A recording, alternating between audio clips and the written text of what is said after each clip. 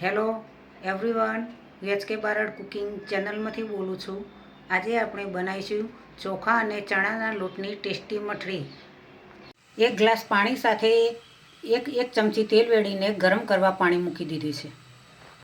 મીઠું, જીરું, તલ, ચોખાનો થોડો થોડો નાખતા જઈશું। 2 ચમચી ચણાનો લોટ,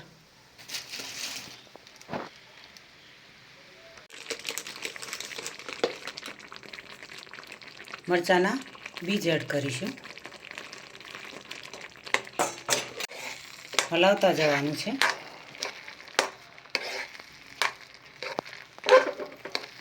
બફાઈ ગયું છે, પૂરી રીતે તૈયાર થઈ ગયું છે।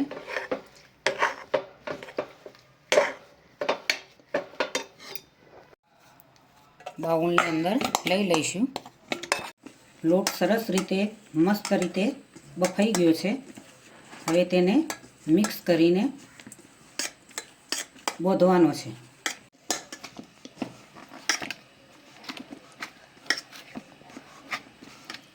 પાપડ બનાવીએ તે જ રીતે આ લોટને બાફીને તૈયાર કરવામાં આવે છે।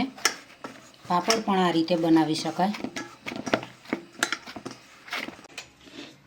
આ રીતે તેલ લગાવીને આ રીતે ગોળ લુઓ કરીને ધીમે ધીમે વણતા જવાનું છે। રોટલી જેવું બનાવવાનું છે, મોટી રોટલી।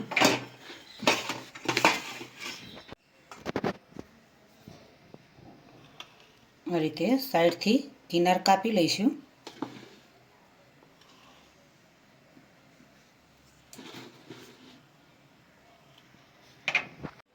આ રીતે મઠડી બનાવવાની છે।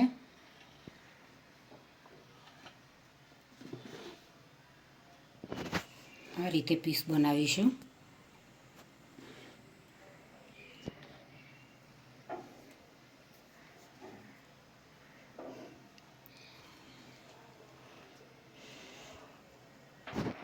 રીતે પીસ તૈયાર કરવાના છે।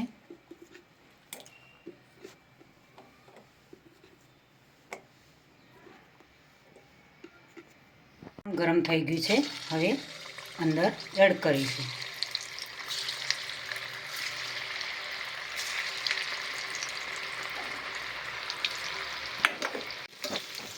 આ રીતે ફેરવતા જઈશું। સરસ રીતે મઠડી તૈયાર થઈ જશે।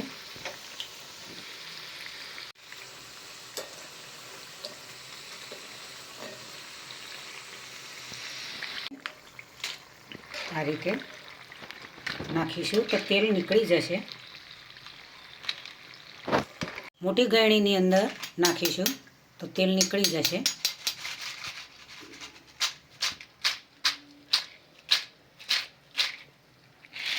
જોઈ શકો છો તમે મિત્રો, સરસ એવા મસ્ત તૈયાર થઈ ગયા છે।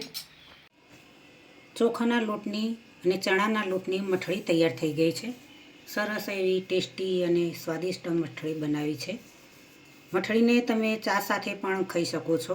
ચોખાના લોટમાંથી અને ચણાના લોટમાંથી આ રીતે મઠડી બનાવી શકાય। ચોખાના લોટના પાપડ પણ બને, અનેક વાનગીઓ બનતી હોય છે।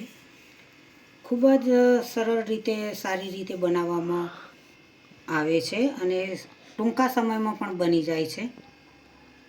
તેને ચા સાથે પણ તમે ખાઈ શકો, ચટણી સાથે પણ તમે મઠડી ખાઈ શકો। બાળકોને આવી મઠડી ખાવાની તો ખૂબ જ મજા આવતી હોય છે। આજની રેસીપી મિત્રો તમને જરૂરથી મારી ગમી હશે। મારી રેસીપીને તમારા મિત્રો સુધી પહોંચતી કરજો। મારી ચેનલને સબસ્ક્રાઈબ કરજો। મારા વિડીયોને લાઈક કરજો, શેર કરજો, બને તો કોમેન્ટ કરજો। ચલો મળીશું નવી રેસીપી સાથે। બાય।